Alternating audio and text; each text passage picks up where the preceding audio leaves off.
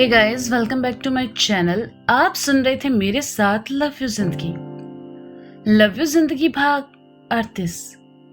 आशीर्वाद अपार्टमेंट, दिल्ली। सार्थक की मम्मी मिसेज आहूजा और मिसेस गुप्ता की बातों में आ गई और घर आकर शीतल को खरी खोटी सुना दी।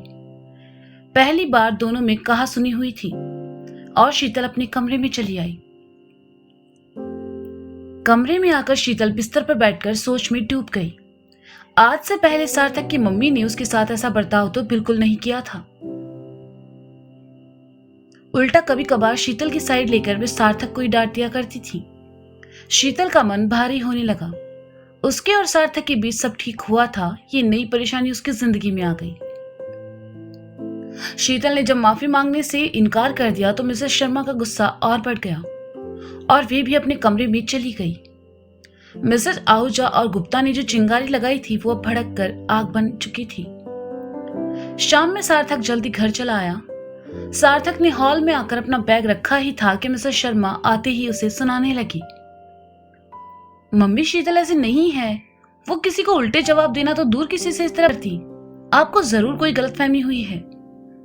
सार्थक ने शीतल की साइड लेते हुए कहा, हाँ, तुझे तो अब वही सही लगेगी बेटा।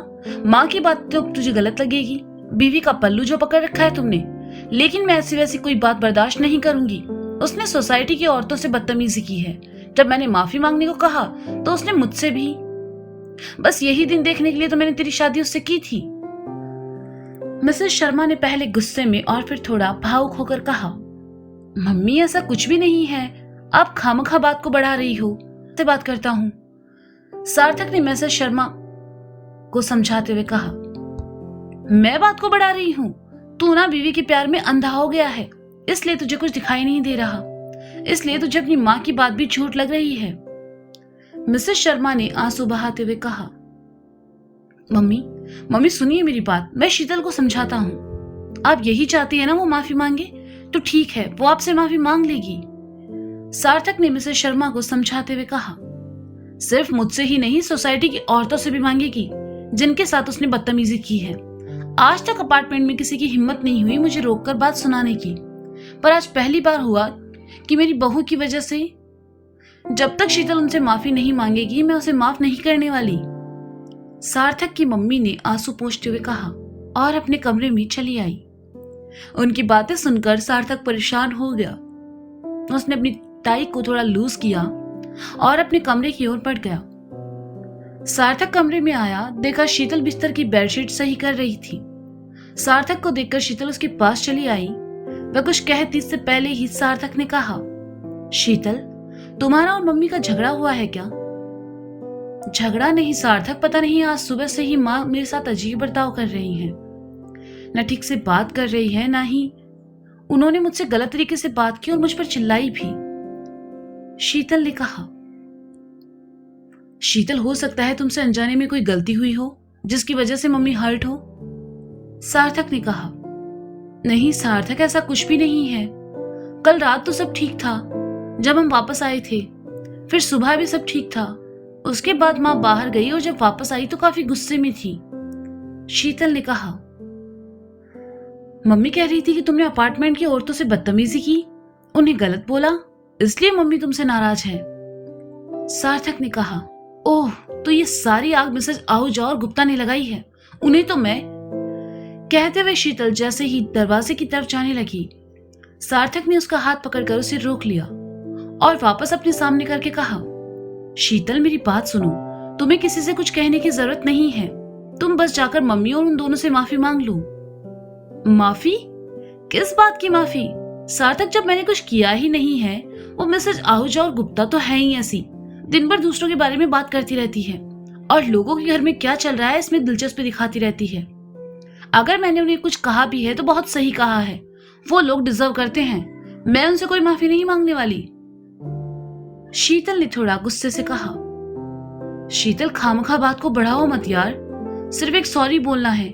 बाकी उन्हें तो मैं जानता हूँ वो लोग कैसी हैं, लेकिन मम्मी के लिए सही उनसे माफी मांग लो और आइंदा से उनसे दूर रहना। सार्थक ने शीतल को समझाते हुए कहा, नो सार्थक, मैं उनसे माफी नहीं मांगने वाली। मैं अपनी जगह सही हूं। शीतल ने कठोरता से कहा। सार्थक ने सुना तो मन ही मन परेशान हो गया। वह अपनी मम्मी को अच्छे से जानता था। अगर शीतल ने उनकी बात नहीं मानी तो वे शीतल को परेशान करेंगी, और सार्थक ऐसा नहीं चाहता था। वह शीतल के पास आया और प्यार से उसे समझाते हुए कहा, देखो शीतल, हम कई बार गलत नहीं होते, फिर भी हमें झुकना पड़ता है। इसी का नाम जिंदगी है। सार्थक, ये तुम नहीं, तुम्हारी मम्मी की शिकायत बोल रही है, जो उन्होंने तुमसे की है मुझे लेकर। शीतल ने उतनी ही कठोरता से कहा। वो मुझसे ऐसा क्यों कहेंगी? ये मैं कह रहा हूं क्योंकि मैं इस अपार्टमेंट में रहकर ऐसा कोई झंझट नहीं चाहता। मम्मी तुमसे बड़ी है, एटलीस्ट तुम तो मेरी बात को समझो। जाकर माफी मांग लो उनसे और खत्म करो ये सब। सार्थक ने थोड़ा गुस्से में कहा। मैं माफी नहीं मांगूंगी, समझे तुम? शीतल ने गुस्से से कहा और वहां से चली गई। बीकानेर मोंटी का फ्लैट। मोंटी, इतना मत सोचो बेबी, तुम्हें दूसरी जॉब मिल जाएगी, तुम बहुत काबिल हो। ये लो कॉफी पियो। रुचिका ने कॉफी का मग मोंटी की तरफ बढ़ाकर उसके बगल में बैठते हुए कहा। मोंटी ने कप लिया और पीने लगा। रुचिका और मोंटी इस वक्त फ्लैट की बालकनी में बैठे थे, जिसे रुचिका ने काफी अच्छा सजाया हुआ था, और ये जगह पूरे फ्लैट में मोंटी की पसंदीदा जगह थी। मोंटी को खामोश देखकर रुचिका ने अपना हाथ उसके हाथ पर रखा और कहा, मोंटी, मैं हूं ना तुम्हारे साथ। सिर्फ आज का दिन बुरा है, लेकिन तुम देखना हमारा कल बहुत खूबसूरत होगा। मोंटी ने सुना तो रुचिका की तरफ देखने लगा। आज मोंटी बहुत उदास था और उदासी उसकी आंखों से साफ झलक रही थी। पर इस वक्त मोंटी के लिए सबसे खूबसूरत बात यह थी कि रुचिका उसके साथ थी। मोंटी ने अपना हाथ रुचिका के कंधों पर रखकर उसे अपने करीब किया और अपने होठों से उसके सर को छूकर कहा, अगर तुम मेरे साथ हो तो मैं सब ठीक कर दूंगा रुचि, सब ठीक कर दूंगा। मुझे तुम पर पूरा यकीन है मेरे कपकेक। रुचिका ने खुश होकर कहा। कपकेक, ये कैसा नाम है? मोंटी ने थोड़ा हैरानी से पूछा। जब गोवा में तुम मुझे मनाने के लिए मेरी खातिर ढेर सारे कपकेक्स लेकर आए थे, तब नैना शीतल से बात करते वक्त ये नाम मेरे मुंह से निकला और मैंने तय कर लिया मैं तुम्हें इसी नाम से बुलाऊंगी। ये क्यूट है ना? रुचिका ने पूछा। हाँ बहुत, तुम्हारी तरह। मोंटी ने अपनी कॉफी पीते हुए कहा। अगर नैना वहां नहीं होती तो हमारे बीच की मिसअंडरस्टैंडिंग कभी दूर नहीं होती। रुचिका ने मोंटी के कंधे पर सर टिकाए हुए कहा। हम सब ने उसे बहुत परेशान किया, लेकिन वो फिर भी हम सबकी खुशी के लिए सब करती रही। She is a beautiful soul Ruchi, सच में वो बहुत प्यारी है। मोंटी ने रुचिका का कंधा सहलाते हुए कहा। हाँ, ठीक कहा तुमने, इसलिए तो हम सब उससे इतना प्यार करते हैं, रुचिका ने कहा। दोनों वहीं बैठकर कॉफी पीते रहे और फिर रुचिका ने उठते हुए कहा, चलो फटाफट तैयार हो जाओ, हम लंच के लिए बाहर जा रहे हैं। लंच? रुचि आज सुबह ही मेरी जॉब गई है, मोंटी ने कहा। आई नो, इसीलिए तो मैं तुम्हें ट्रीट दे रही हूँ, एक टॉक्सिक जॉब से बाहर आने के लिए। रुचिका ने मुस्कुराकर कहा। तुम सच में पागल हो, मोंटी ने रुचिका की तरफ देखकर कहा। हाँ शायद, इसलिए तो मैंने तुमसे शादी की। अब चलो, देर हो रही है, रुचिका ने शरारत से मुस्कुराते हुए कहा और मोंटी की तरफ अपना हाथ बढ़ा दिया। मोंटी मुस्कुराया और रुचिका का हाथ थामकर उठ खड़ा हुआ। दोनों को लंच करने बाहर जाना था, इसलिए तैयार होने चले गए। चंडीगढ़। अवी खामोशी से अपनी गाड़ी चला रहा था और उसके बगल में बैठी नैना सो रही थी। अवी ने गाड़ी का ऐसी थोड़ा तेज कर दिया जिससे नैना की नींद में कोई खलल ना पड़े। नैना सोई हुई किसी मासूम बच्चे सी लग रही थी। आज अवी ने उसे बहुत परेशान किया था और यही सोचकर अवी को उस पर बहुत प्यार आ रहा था। वह थोड़ा सा नैना की तरफ झुका और धीरे से अपने होठों से उसके सर को छू लिया। नैना नींद में हल्का सा कुनमुनाई और अवी की तरफ करवट लेकर सो गई। अपने हाथों को उसने अपने गाल के नीचे लगा लिया और गाल दबने की वजह से उसके नाजुक होंठ थोड़े बाहर निकल आए और वह बहुत प्यारी लग रही थी। नैना से अपना ध्यान हटाने के लिए अभी ने गाड़ी का म्यूजिक सिस्टम ऑन किया और बहुत धीमी आवाज में कोई इंग्लिश गाना चला दिया। अभी गाना सुनते हुए मुस्कुराई जा रहा था क्योंकि गाने की लाइंस और उसकी लाइफ एक जैसी ही थी, खूबसूरत। कुछ देर बाद अभी नैना को लेकर घर पहुंचा। गार्ड ने दरवाजा खोल दिया तो अभी गाड़ी लेकर अंदर चला आया। पार्किंग की तरफ जाते हुए अभी की नजर घर के में खड़ी दूसरी गाड़ी पर पड़ी तो उसकी आंखों में चमक आ गई। अभी ने गाड़ी साइड में लगाई और धीरे से नैना का कंधा थपथपाते हुए कहा, नैना, नैना उठो, हम लोग घर आ चुके हैं। गुड मॉर्निंग, नैना ने अंगड़ाई लेते हुए कहा। अभी ने सुना तो मुस्कुरा उठा और कहा, गुड मॉर्निंग नहीं, गुड नून, चलो अब उठो। हाँ, मैं सो गई थी क्या? नैना ने उलझन भरे स्वर में कहा। जी हाँ, अब आप खुद से नीचे उतरेंगी या मैं कष्ट करूं? अभी ने बड़े प्यार से कहा तो नैना एक पल के लिए उसके चेहरे को देखने लगी और फिर उसे एकदम से याद आया कि अभी सरप्राइज के नाम पर उसे हॉस्पिटल लेकर गया था। याद आते ही नैना एकदम से पीछे हटी और कहा, जी नहीं, बहुत शुक्रिया, आप पहले ही मेरे लिए बहुत कष्ट उठा चुके हैं। अभी ने सुना तो खुद भी पीछे हट गया। इस बार उसने कुछ नहीं कहा, बस नैना से नीचे उतरने का इशारा किया। नैना ने दरवाजा खोला और गाड़ी से नीचे उतर गई। अभी भी गाड़ी से नीचे उतरकर नैना के पास आया और कहा, चली। नैना ने अपनी आंखों को छोटा करके अभी को देखा और कहा, तो ये था तुम्हारा सरप्राइज? ये घर जहां मैं पिछले 4 महीनों से रह रही हूं, जिसका कोना कोना जानती हूं, ये शादी के बाद तुम और तुम्हारा दिमाग और ज्यादा बोरिंग हो चुका है पड़ोसी। मुझे बहुत भूख लगी है, मैं अंदर जा रही हूं। नैना, जरा वहां देखो। अभी ने नैना को घर के लॉन की तरफ इशारा करके कहा, मैं बच्ची नहीं हूं पड़ोसी, मुझे बहलाना बंद करो। कहते हुए नैना जैसे ही जाने लगी, अभी ने उसके कंधों को पकड़कर उसे लॉन की तरफ घुमाते हुए कहा, देखो तो सही, क्या पता इसके बाद मैं तुम्हें दुनिया का सबसे अच्छा इंसान नजर आऊं।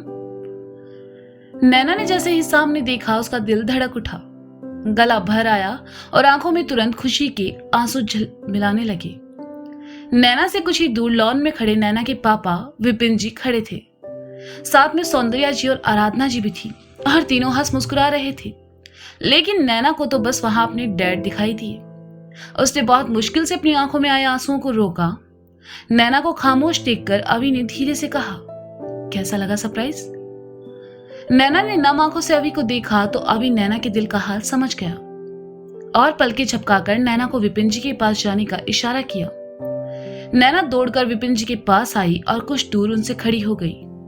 विपिन जी ने नैना को देखा तो मुस्कुराए और कहा, देखो कितनी लंबी उम्र है तुम्हारी, अभी अभी हम लोग तुम्हारी ही बात कर रहे थे।